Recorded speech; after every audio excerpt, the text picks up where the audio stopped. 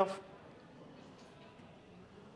first part, reimplantation, which is the most important step. I cannot reiterate on that. Once you have replanted it, I think 90% of the job is done. Next is stabilization.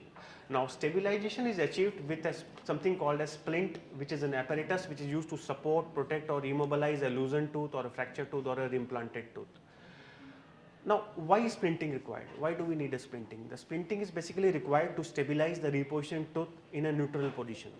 Actually, the ideal is no splinting at all, but it is not possible in a Wevel's tooth.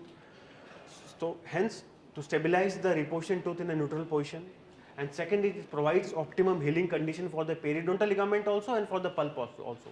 In case of immature tooth, if it is reimplanted, it has been seen that if you do the splinting, especially in case of immature tooth, the chances of pulpal revascularization is better. So splinting not only helps in healing of PDL, it also helps in healing of pulp.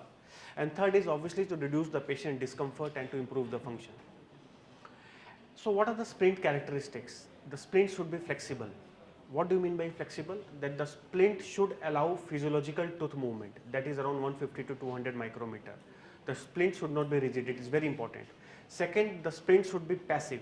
Now, one important thing which I forgot is why it should be flexible, because it has been seen after any kind of dental traumatic injury, especially avulsion, what happens during the healing of the PDL, there are formation of transient ankylotic sites, very minor ankylotic sites. So, slight amount of movement will help to break that ankylotic sites. So, hence we need a flexible splint, we do not want a rigid splint there. Next, the splint should be passive in nature, it should not exert any undue force on the tooth. It should be very passively luted to the tooth. And third, it should be of short duration in case of reimplanted teeth or in case of any dental traumatic injury, as short as possible. Long term splints are never indicated, and the short duration should be as per the recommended guidelines which has been given by IIDT, and in case of Wevel's teeth it is 2 weeks only. Now, first, before knowing which splint to do, it is important to know what is not recommended. We often see still today from our medical trauma, we have a trauma center, the splinting done like this. We don't need arch bar splinting, we don't need a ligature wire splinting, we don't need a direct composite splinting because they are rigid splint. Moreover, they are very much traumatic to the gingiva, and oral hygiene maintenance is not possible. So these are a big no. What splints do we recommend? Is a wire composite splint, the most versatile and the most common one. Second is the nylon fishing line, I'll show you. Third is a titanium trauma splint, and last is a fiber reinforced splint.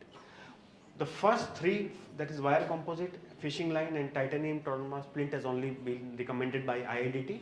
But yes, fiber reinforced splint, there are studies on that also. It is fourth in order of preference, but still you can apply that. A single layer of fiber reinforced splint is a flexible splint. Don't apply double layer, that becomes a rigid layer. So now we'll again go back to the splinting part.